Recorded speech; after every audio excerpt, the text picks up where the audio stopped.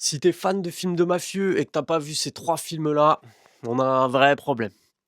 On commence avec King of New York d'Abel Ferrara, sorti en 90 avec Christopher Walken en baron de la drogue qui veut tout contrôler à New York.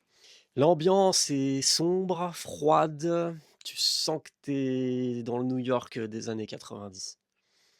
Dans ce film, t'as également Laurence Fishburne et dedans également David Caruso, mais sans ses lunettes de soleil des experts Miami. C'est un film brutal et dark et franchement, il mériterait vraiment un peu plus de reconnaissance. On enchaîne avec Aniki, mon frère, sorti en 2000 de Takeshi Kitano, qui est également l'acteur principal du film. L'histoire, c'est Yamamoto, c'est un yakuza japonais qui fuit Tokyo et qui débarque à Los Angeles. Et tout le long du film, on va suivre son ascension. Le film est violent et un petit peu mélancolique aussi, mais ça, c'est pas mal.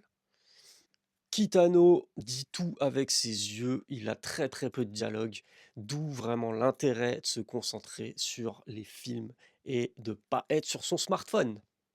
Un film de mafieux, comme on n'en fait plus. Et on termine en Italie avec Michele Placido au commando Romanzo Criminale, sorti en 2005 avec entre autres Kim Rossi Stewart, que tu as pu apercevoir dans La Caverne de la Rose d'Or, ça les anciens connaîtront, et avec Pierre Francesco Favino.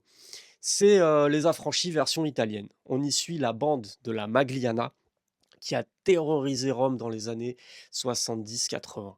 Le film est violent et il est tellement puissant qu'ils en ont fait une série. Si t'as vu ces 3 films, dis-moi en commentaire ce que t'en as pensé, ça m'intéresse.